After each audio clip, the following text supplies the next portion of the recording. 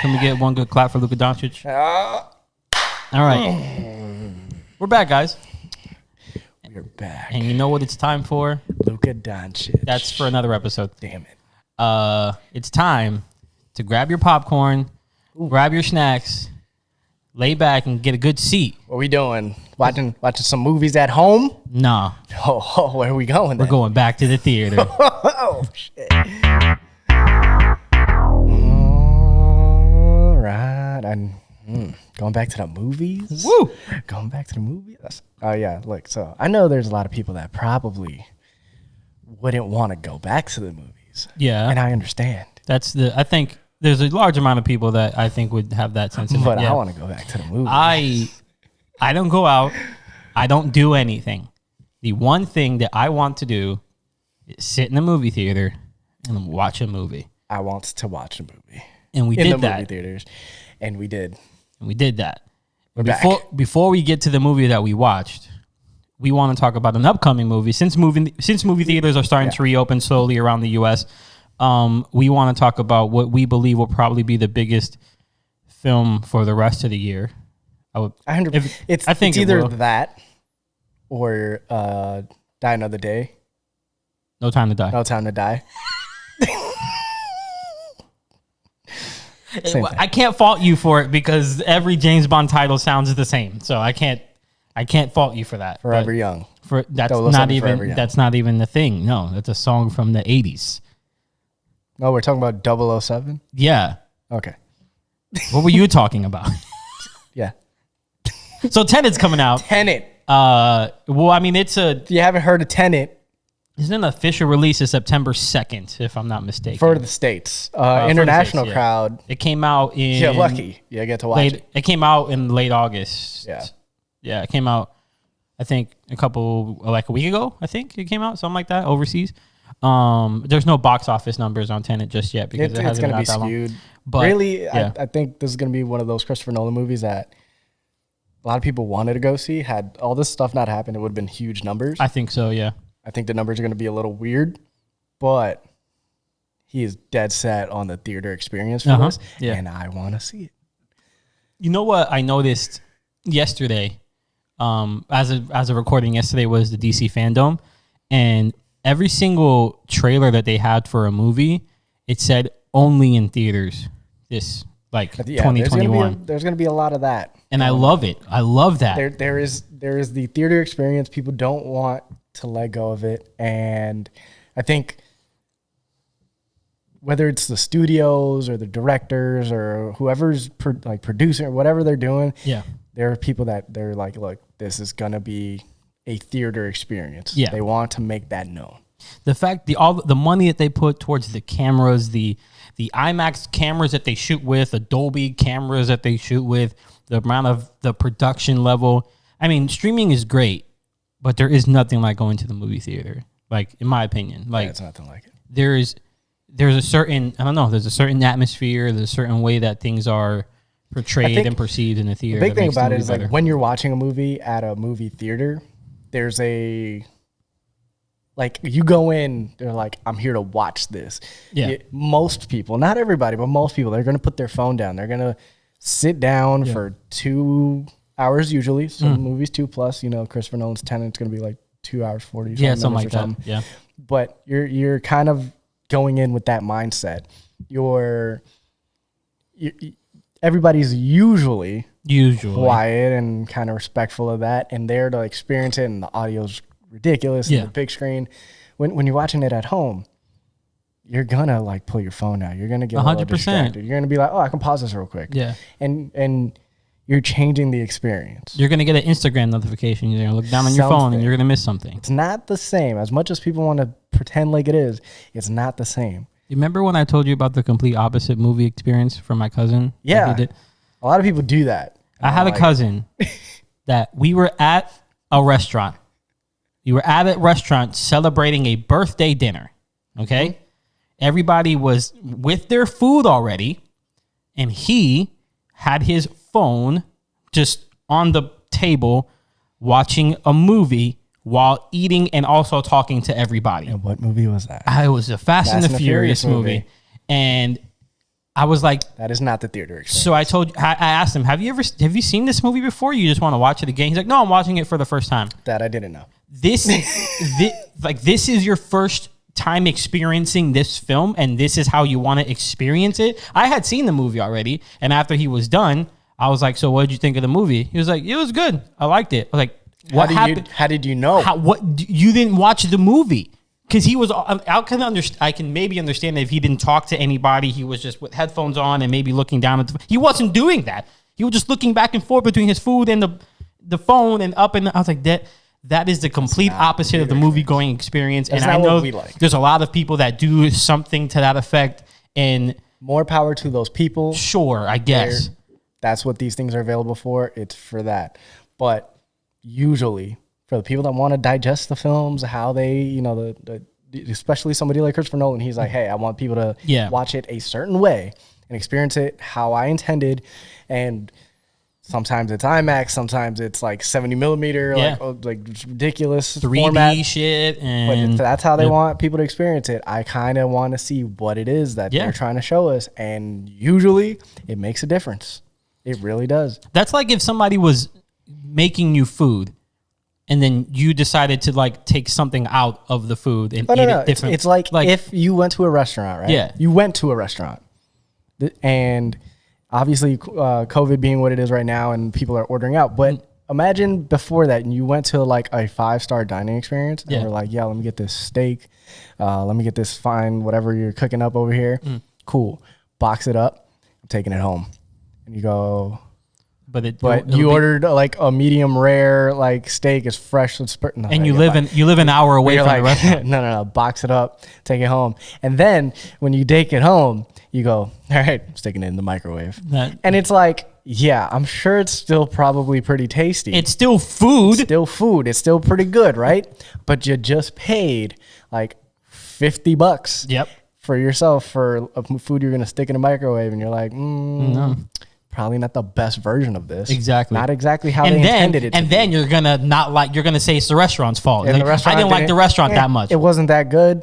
Or it was like, it was good. Would you recommend it? No. The food was okay. Because like right now, people are ordering a lot of takeout, and restaurants are adapting. They're making stuff that's more easy to take out. And they're also trying to deliver it in a timely manner. So you get your food hot. Yeah. Hopefully.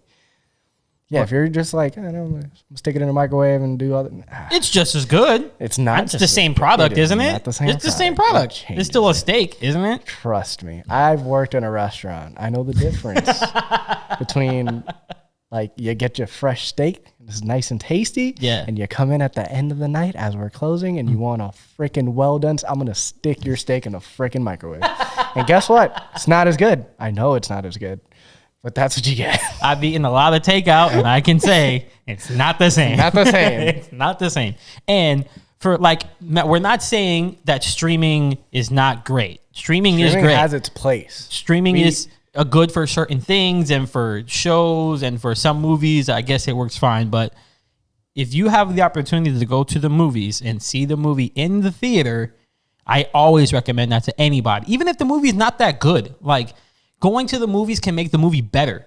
Like even like there's something like the way you may not have the best surround system in your home. You may not have the best TV in your home, but when you go to the movies, you're literally getting the best experience for that movie. You know what I mean? Yeah. So like movies are shot and designed in a certain way that's usually the first way it's made to like be consumed in the theater.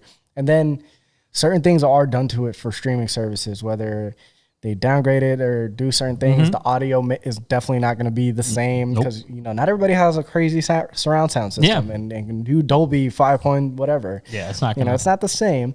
And so it kind of, when certain movies come out, and a great experience that we had at the theater was A Quiet Place. Oh, fantastic! And yeah, absolutely.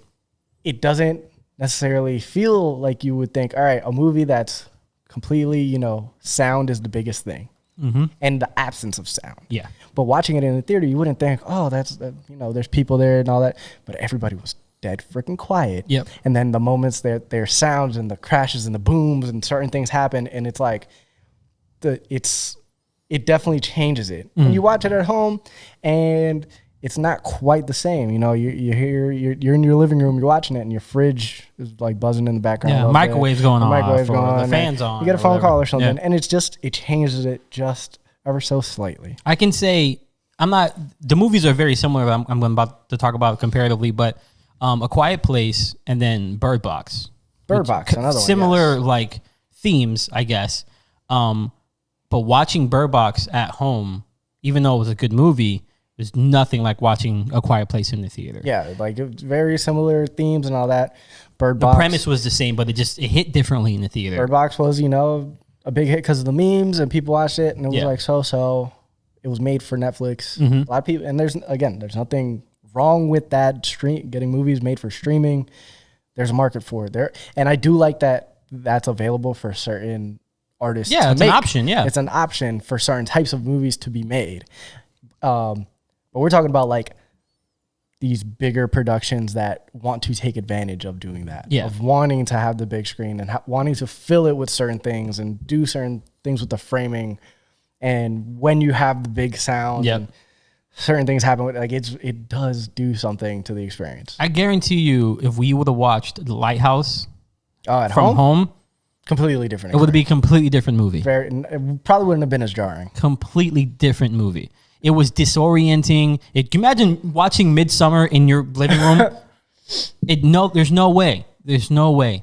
Like, I think definitely it would have been like at home. There is probably an ideal setup for like watching movies, but I don't think most people necessarily have that setup going. It takes thousands of dollars. Like you would really want a really big TV because certain movies like Midsommar have visual cues that aren't necessarily in your face. You got to kind of be looking at it and be ready to catch certain things. And then same thing, it's like that movie in particular, you definitely want to like shut your phone off. And is that a lot to ask for a lot of people? Yeah. So like this movie's a tough watch, but we need you to like really just watch it all the way through and catch everything. Some people aren't going to be doing that. But you feel more inclined to do it in the movie theater because though, it's like common courtesy. Yeah. Shut your phone off, turn it off, whatever. You're there to watch a movie. You don't want a light flashing, all that. Everything's pitch black. That's another thing. A lot of people like maybe we watch movies where we turn all the lights off or whatever. Yeah. A lot of people don't do that either. No. A lot of people, hey, you want to put a movie on? It's like a bright ass room and they just turn it on. And it's like, no. This is a little different. This is not being immersed in the movie itself. I mean, we watch movies at home all the time. So we're not saying don't watch movies at home. Watch movies. But don't downplay the theater experience for yourself. Exactly. Because I mean, when it comes to like a Nolan film, a fucking Hans Zimmer score is not going to hit you the same when you're at home. Yeah, no. It's not built the same. The way the theaters are built are for sound and for everything. It just makes, I don't know. I love the movie going experience. I know that it's more expensive and I know whatever the case may be. Although, I mean, the subscription services for movie theaters should be looked into. I'm happy they've gotten into it. Because I'm very happy. It's fantastic. And then, I mean, when it comes to Tenet, we all know that Christopher Nolan is an advocate for go to the movies. So we know that this movie is going to be fucking fantastic for the theater. And then they showed like behind the scenes of making of the film. And this dude's insane. Yeah. I mean, when JD Washington is the son of Denzel. Okay. So we know that Denzel is one of the greatest actors of all time. And we know that he instilled it into his son. And his son is a fantastic actor in his own right. So when JD Washington is like, Nolan is he's a madman in the best way possible with his perfectionism and wanting to shoot it in a certain way and do things in certain. So, all right. We went to the movies. Yeah. And we went to go see Inception. Yes. The 10th anniversary for Inception, a movie I did not get to see in the movie theater. I did not either. And I was happy to go see it. And beforehand, we got to watch a nice preview of the making of Tenet. Yes. And I walked in as it was already going on, but correct me if I'm wrong. Did they say there was no green screen use in Tenet? Zero. I need you guys to stop this podcast. This is the first time I'm going to tell you to stop watching the podcast. Yeah. For just a second and go and watch the freaking trailer for Tenet. And then remind yourself for a second, there is no green screen use in this movie. And then go, First of all, once you get past the part of what is happening in this movie, which, yes, that's the point of that trailer. Which we still don't know. We still don't know. We don't want to know. And I don't want to know. The movie. Yeah. And I'm like, yes, I want to see this because I'm like, this is visually just like everything happening. And I'm like, I want to know and I want to see it. Just a giant version of it, like a big ass in my screen, face. Give it to me. In my face. Show me like the amazingness. Yeah. Because Christopher Nolan, I just truly believe cannot like do no wrong. Everything he does, I'm like, yeah, I don't know how he did it. It's pretty dope. It's both exciting and beautiful action, and then certain types of narrative and visual storytelling that's like I love the way he does it. I can see sometimes a Nolan film can be perceived in a certain way as like I've heard his storytelling be like pretentious. I don't agree with it, but I can see how somebody can see that. I can see how somebody complain about Nolan's use of female actors in film and female characters in film. I can see that. But then somebody was like, oh, Nolan doesn't use like people of color as much in his film. The leading actor of Tenet is J.D. Washington. So, I mean, I can see arguments for all of this, but I personally believe that Nolan's just, I want to get the right people for the job. And he has his list of actors that he always uses. On using certain people. Yeah. And I think that has translated over the course of several films where these actors are very much like his go-tos. Yeah. Like, Michael Caine. Michael Caine is like all-time levels like of Nolan-ness. And then Bale has always been great with him. Hardy. Definitely another go-to. Yeah. And the actress, the one that was in The Dark Knight Rises, and she was in Inception. Yeah, I always forget. I think it starts with an M. I think it's like Miriam or something like that. I think is her name. I'm forgetting her name. I'm gonna look her up right now. And then you got Cillian Murphy, who's been in a couple of his films and stuff like that. So Nolan has his go-tos, but I feel like he's a very he's a perfectionist when it comes to films, and if he knows that these actors can achieve what he has imagined in his head, it just makes the whole process easier for making the film. Marion Cotillard. I always forget her last name. French actress. I never knew how to pronounce her last name, but Marianne, I know it was something like that, but I can never pronounce her last name. Fantastic. She's awesome. She's has great. This hint of like mischievousness. Yeah. To her that I'm just like, oh shit. It's great. So he's always really good at casting a certain type of person for a certain role that embodies whatever. And sometimes he gets people that, I mean, nobody thought that Bale was going to be a good Batman until Nolan was like, no, you can do it. I mean, nobody thought Heath Ledger was going to be a good Joker. Shit, look what he did with Dunkirk, and he was like, oh, Harry Styles. Yeah. We're going to make you this soldier with angst, and we're going to kind of transform this whole movie, and you're not going to be like the pop star. Yeah, exactly. Look what he did with Matt McConaughey for Inception. Nobody thought McConaughey could do a role like that. No, come on, dude. No. So I mean, I get the arguments for certain things, but again, this is why I'm like, yeah. Now you got J.D. Washington, leading man, Robert Pattinson, and just in a movie that is doing. He likes to play with concepts of space, time, dreams, like just big concepts like that, and play around with the physics of it and how it works in the real world.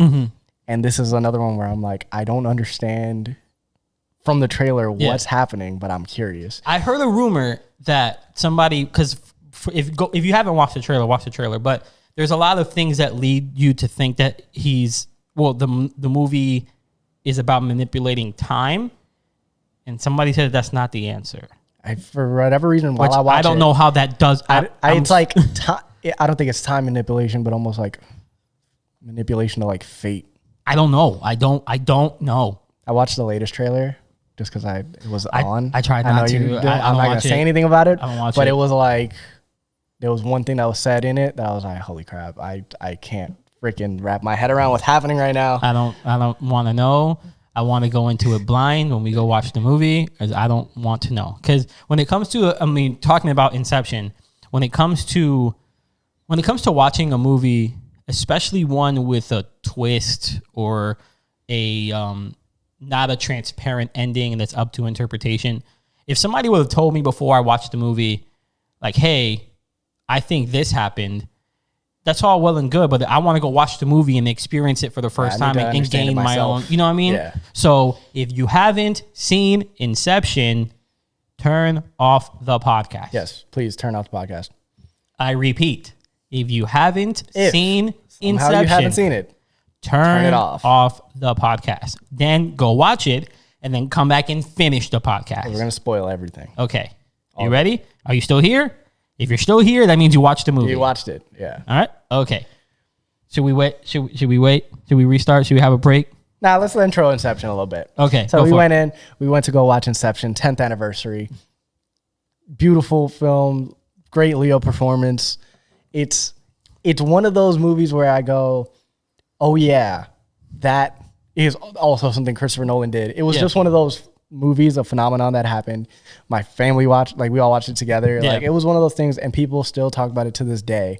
But it almost doesn't feel like it's a real movie because you go, what? It's a movie about dreams, and Leonardo DiCaprio was in it, and also Tom Hardy and Cillian Murphy. It became more of a phenomenon. Like, what the hell? Yeah. And then it's like, yeah, if you were to dream within a dream, and I can go in that dream, and it's like, what the hell are you talking about? But it made sense. You know what I messed up the first time I watched Inception? I watched it on TNT when there's 50 commercials.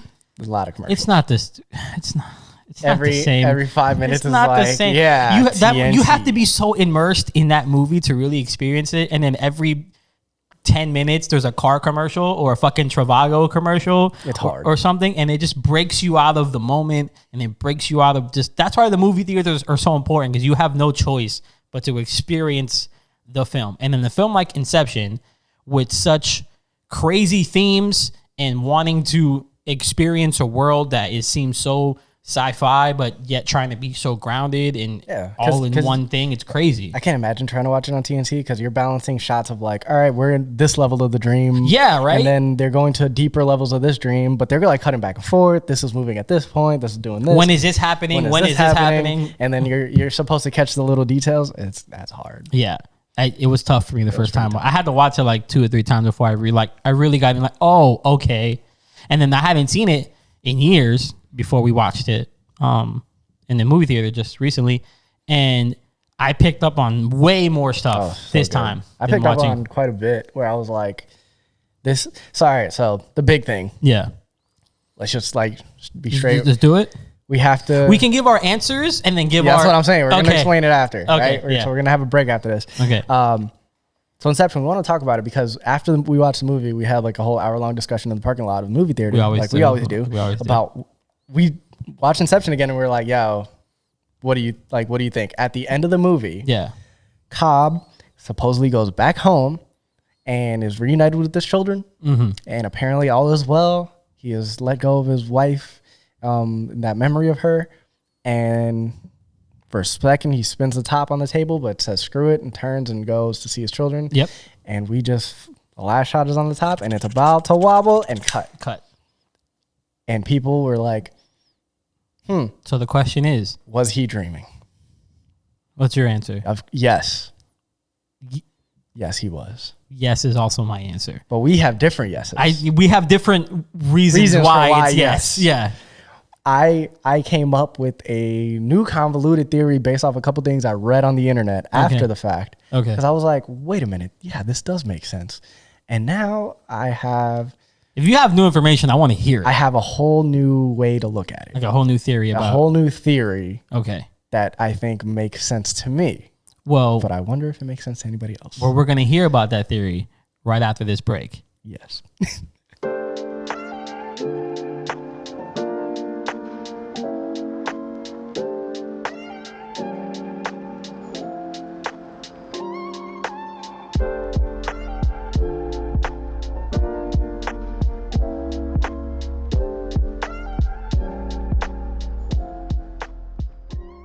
So Inception, right? As I'm laying in my bed at like, I don't know, midnight, I get in my head, I got to look up some Inception stuff, man. It's still weighing on me. Okay. This Cobb thing. Is he in a dream? Is he not in a dream? I can't tell. So the overall movie of Inception, the big part of this theory now is, to me, the entire movie was Cobb's dream. First, right? Okay. So this is where I go. The big thing is we have to trust that Christopher Nolan isn't just throwing red herrings at us or making mistakes on his own storytelling. He literally has characters telling us the rules of how this dreaming works. Yeah. Within, like, in the story, and we have no reason to doubt what they're saying. Yeah. So I'm like, all right, if we don't doubt what they're saying, everything he's doing is intentional. Okay. So the big thing, right? And this is where, if you're paying attention to the movie, you have to catch certain things and realize what they're saying, right? Okay. So when they break down the roles of every person in the dreams and what they do, there's like the architect of the dream, you know, they're kind of hosting and they're just filling the world with the environment, but the subject is the person filling it with things from their subconscious, filling it with these projections of people. They're the ones filling the environment with what they think should be there. Yes. So they're the focus of the dream. Okay. And then you have all these other people like in there, but they're not able to do certain things to affect their dream. Okay. Right? The big focus is who the subject of the dream is and what their ability in the dream is. Okay. So the way they explain it is the subject, when they're the only one that can put projections into the dream, that can have their subconscious affect a dream. Okay. In the movie, Cobb's wife, Mal, shows up all the time. But I thought they explained that she is part of him. She is part of him. So she comes with him because they're one and the same. But that's exactly it. The entire thing is his dream.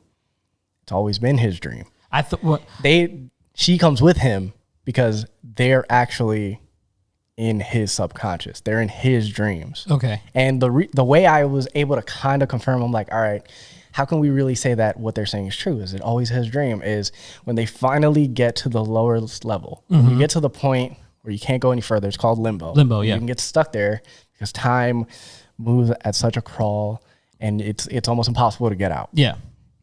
When they go to limbo towards the end of the movie, Cobb is like, oh yes, this is where I was with my wife. These are our creations. This is everything. That's Cobb's limbo. Okay. That's where he was. That's his subconscious. That's the deepest level of his mind. Okay. And that's where I go, oh shit, this is still all his dream.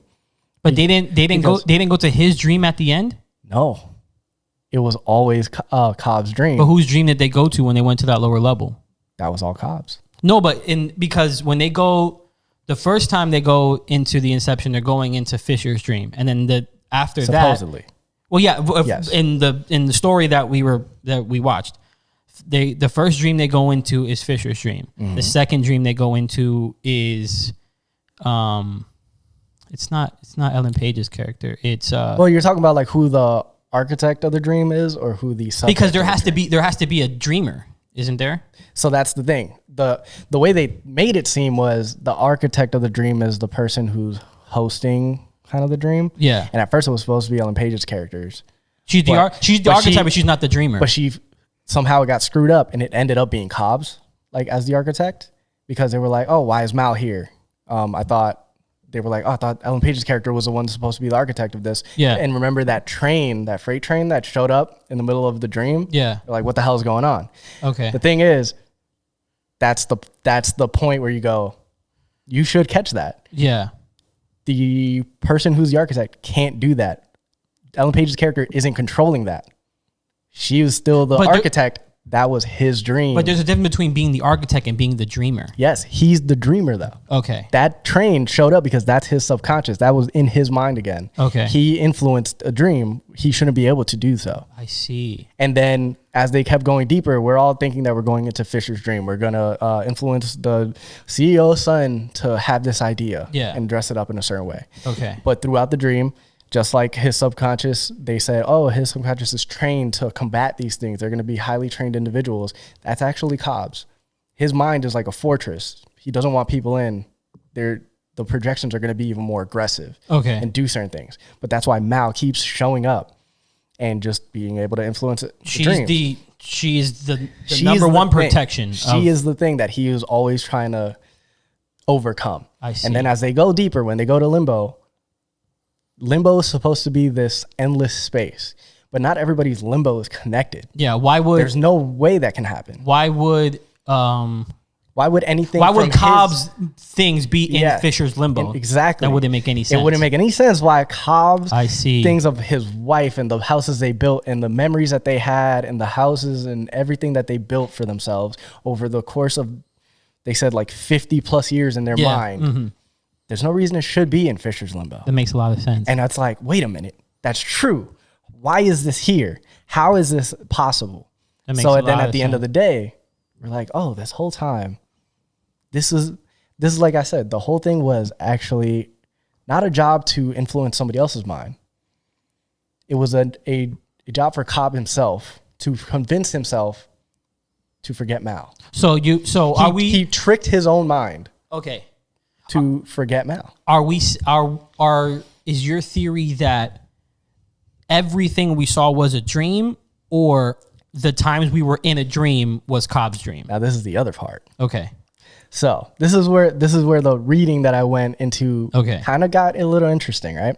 So we both thought that when he told the story about him and Mal waking up, and they finally got out of their dream and they were back in reality. Yeah, it was a little odd that it was like, they had no sort of outside stimulus to wake themselves up. They just killed themselves in the dream. What was the kick? And it's like, what was the kick? What was the thing? You can't do it yourself. Yeah. But somehow he was able to do so. And it's like, that doesn't make sense. That doesn't make sense. How is that possible?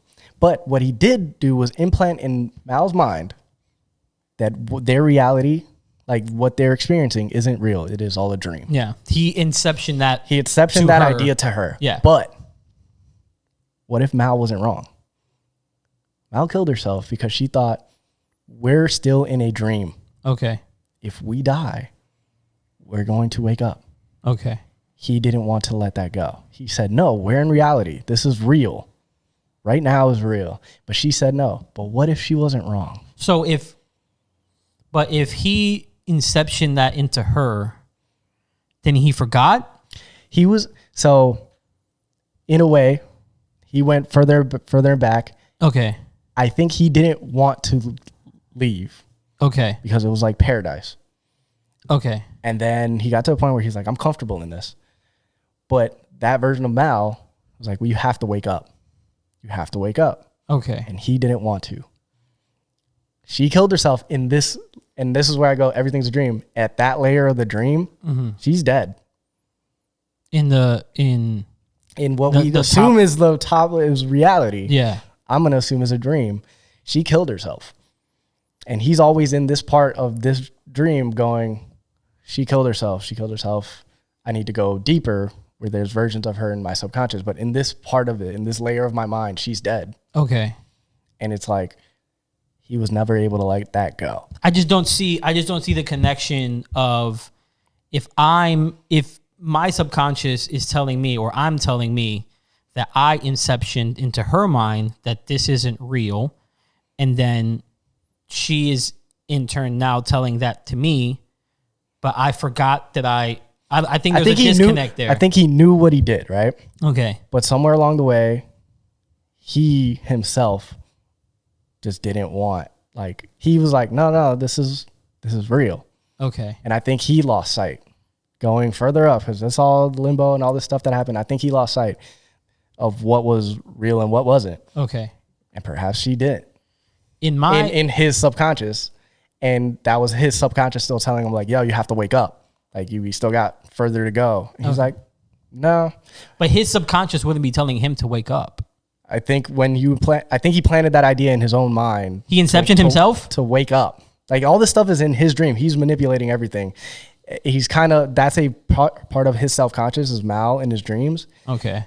She functions as an entity in herself, but those are all his thoughts. Those are all his things that he's perceived. Okay. I think when in limbo, he figured out a way to get out.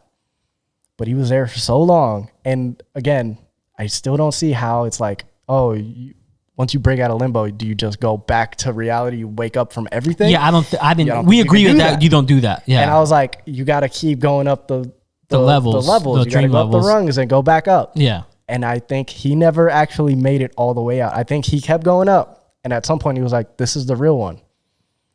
And his brain was telling him through Mao, we got to keep going further. We're not out. Okay. But at a certain point he said, no, this is it. That's a very interesting theory, and I think it's backed up from what we see. It's a little out there.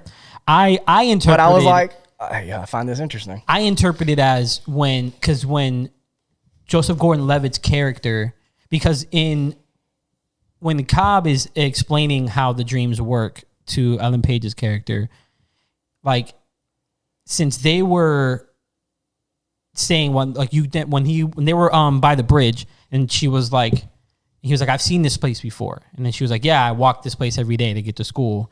And he was like, don't create dreams from your memories, because then you won't be able to see you won't be able to interpret what's real and what's fake. So when Ellen Page went into Cobb's dream and she realized that he was holding this version of Mao hostage in his own mind, I interpreted that as they are one.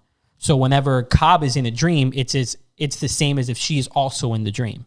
Yes. So it's not like subconsciously. It's like we are the same, because since she's my memory and I bring my memories in with me when I come in here, she's a part of me, so she can manipulate the dream as well. That's what I took it as. And in that sense, if we're going off of the theory that we were in Fisher's dream the whole time, I think we both at the end of the movie when we were talking about it, his initial inception is we're made to believe at the end of the movie that he inception into her brain that this isn't real. And that ultimately, when they went up to reality, she still kept that in her mind that if she was in the real world, she thought of it as fake. She needs to die in order to, and that led her to killing herself, supposedly, and then him getting in trouble and having to leave the country and blah, blah, blah. But we don't think that was his initial inception. He said he did it before, that he did the inception before, but he had this extreme guilt. Yes. And I'm like, yeah, I get it. Maybe if your wife killed herself or something, but we don't believe that's what happened. Because when Mao's character is talking to DiCaprio a few times, she said, remember when you told me, well, I'm trying to think of the exact quote. We would be, like, essentially we would be together forever. And we you would saw it in a dream together. Because you dreamt of it. Because you dreamt of it. And it's like that specific, which is said several times in the film. Several times in the film when referencing their relationship. Yeah. And I'm like, there it is. That was the inception. That's the other part where I go, maybe it's this, where he never actually inceptioned the idea that they were in a dream into her mind. And that ended up being like, she always questioned reality. We believe that he originally performed Inception successfully and convinced her to fall for him. Yes. And that idea was the thing that held so much guilt in him. Yep. Because it was never truly her original idea. And that's the reason why they spent so much time in limbo, because if the manipulation of the person that's dreaming is so much stronger down in limbo, and time runs nothing down there. So they spent all this time together in limbo, and he knew all along that I inceptioned her to love me. And eventually he felt so much guilt that he manipulated her. So he wanted to get her out and get them back to reality. And then I guess, did he do it twice? Did he inception her twice? See, I think that whole thing, I don't know. There are things where I question on what his story, what he said. Yeah. Accurate enough. Is he a reliable narrator? Is he a reliable narrator? Because he's saying all these things. This is what happened, and this is how it went down, and she ultimately killed herself. Yeah. But it's like, is that really why she killed herself? Like, is that... Did she find out? You feel such great guilt about her questioning her reality, and that's what needed to happen. Mm-hmm. But is it not possible that... Did she... She actually found out... Yeah, exactly. The truth. Did she find out the truth, but... she didn't want to believe how she in turn got to that realization, and it was killing her inside and killing her inside. Who knows? And then who knows? Now, do you watch the film, the film starts with the ending. Yes. So with Cobb on the beach, like washed up on shore, and he's brought into the office with Mr. Sato as a very old man. And if we're gonna go straight to the ending, in the sense that is he still in a dream? I think yes, because I don't think he ever got out. Because, like we said, if you're going to try to wake yourself up by shooting yourself, that doesn't work. He said it, and this is what I mean. The context of the film. The characters have said it in line with what they were talking about. Yeah. That there's certain conditions, and in this particular one, they were like, killing yourself isn't going to get you out of this dream. Exactly. You won't wake up. There are certain ways to wake up. This is not going to be one of them that can help you in this particular moment. Exactly. And that's where I go, because you see what happens when certain characters die. Mm-hmm. Within Fisher's dream, Sato goes deeper. He goes to limbo. Exactly. And it's like, it doesn't sound as simple. Mm-mm. You have to be kicked from it. You have to be an outside force. Joel, you have to, and just like they got Fisher out of limbo, he fell. That sensation of fall. We didn't see him die. Mm-mm. It was the sensation of falling. Yeah. And they said it in this particular, the way the sleep inhibitor that they were going to use, it's that sensation of falling. Yeah. It's the thing that's going to wake you up. It's something with your equilibrium, and that's going to jolt your brain. Awake. Yeah. And it was like, yes. Exactly. But why is it that he was like, no, this one, if you kill yourself in the dream, you wake up. And it's like, you've already told us that's not the case. No. So how? before how is he out of the dream? Well, before Cobb ends up on the beach and they're having when they're on top of the building in limbo, where it's Ellen Page's character, Cobb, and Mal all together. And at that point, we're made to believe that Cobb realizes that he has to let her go, being Mal, and he's come to terms with his decisions and he's able to be free again. And then Ellen Page says, no, find a way, find Sato, get him out and get yourself out. And then Cobb says, I will. And then Ellen Page falls, which makes her wake up. So my personal opinion is that at that point, Cobb realized, I don't care if I'm in a dream or not. I can manipulate everything down here. I have control in here. And he knew that in order to save everybody that he took in this dream with him, that he has to sacrifice himself. So at the end of the movie, when he's in the room with Mr. Sato, they show one gun. They show a gun. My opinion is how the movie ends is that Cobb shoots Mr. Sato to wake him up. Okay. And he is like, I'm good in here. I can manipulate this. I have full control now that Mal is not going to inhibit me in my own dream or in this dream space. Wait, hold on. I just realized something.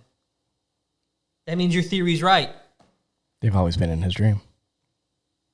Now, there's another clue that I found very interesting that people mentioned. And this is one of the things that is big on if you watch this movie like on a bigger screen. Yeah. So I also mentioned that Cobb's totem. Everybody has a totem. Yes. Now, the concept of we had different theories on the use of the totem is important because this is the way it was explained in the movie, and I didn't necessarily explain it right when the way I believed it, but everybody has a totem, and it's not the physical properties within the world of how it's used. You want to hold the totem not to know if you're dreaming, but to know if you're in someone else's dream.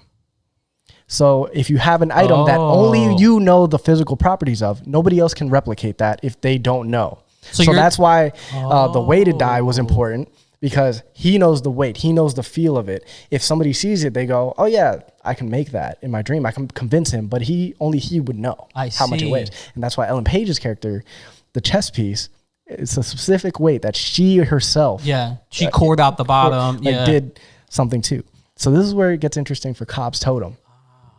The theory is Cobb's original totem is actually his wedding ring. So I've heard that. Yeah. In several shots, in reality, he doesn't have, or what we assume is reality, he never has his ring on. In dreams, he does. And it's like this thing where only he would know. Like, am I in a dream? And the other thing about the top is assume the function is if it stops spinning, but the big thing was the weight. It was Mal's original item. Yeah. If he was always in a dream, do we know for sure that he had access to that? How would he know the property? How would he know the rules of her totem? Did she leave it somewhere for so that he can access it? We have to assume that that's in order for him to know that. Yeah. That he had it in his possession. But that's what I assumed, because in the story when he inceptioned her, he did it by spinning the top. He put the top, but he knew of the top. Yeah.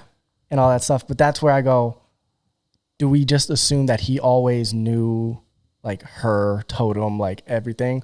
Or was this just in a dream? Was this his dream? I assumed that you kind of broke one of my theories wide open, because I assumed that if her totem worked differently, because it wasn't necessarily about the weight, it was about the spinning and whether or not it would fall over. And the reason why I respected the rules of the top is because we saw it both ways. Yes. We saw it fall and we saw it stay up, which means that if they're giving us the rules, this in turn follows the rules. But what I didn't think of... Somebody else can manipulate that. No. What I didn't think of is if your totem doesn't follow the rules in your own dream. That's different. Because if we're in Cobb's dream, then it's gonna fall over because he thinks it's reality. Like he can manipulate it however he wants. It's like the physics in a dream are up to the person designing it. Exactly. And if it's not necessarily, if it's influenced by something else, then it's like, okay, yeah, physics can behave however they want it to behave, whether it behaves exactly how it should, whether it falls over, or it continues to spin. And that's where I go, can we truly decide that the top actually tells us everything? That's what I assumed. Because now I'm like, if it's his dream, it can do whatever he wants it to do. Exactly. So how do we know it's reliable enough that that happens? So at the end of the movie... The end of the movie, though. I'm saying, so at the end of the movie, if we're with the theory that he's still in the dream, but the top indeed was about to fall over... You have limited space on our SD card. We'll wrap it up in like a minute. We'll wrap it up in a minute. Okay. If we're led to assume that at the end of the movie, Cobb is still in the dream, but the top was about to fall over... Are we interpreting that as he thinks that he's in reality, so it doesn't matter? Is that the ultimate? That's the thing. To him, which I think ultimately is the point of the film. Like he found his happy place. Exactly. Whatever reality you're in, make the best of it and enjoy your time with the people you love in said reality. And we want to thank you for enjoying your time here with us. The biggest thing is somebody want to explain how his children were dressed and looked the exact same? I never understood that. Just saying. Somebody explain how that's possible. How is he dreaming of what his kids will be wearing and looking like, and then when he's back in reality, they're wearing the exact same clothes? Bro. He's dreaming, but you're not dreaming. Maybe you are. I don't know. I don't know if I'm dreaming anymore. Damn good dream, I assume. I don't know if I'm dreaming anymore. I don't know. Follow our social medias. Follow the Crowd Culture Pod on Instagram. Thank you so much for watching and listening. Right, I'm Chris. Edwin. I'm Edwin. Yeah. And we're running out of space, and we'll see you next time. Bye.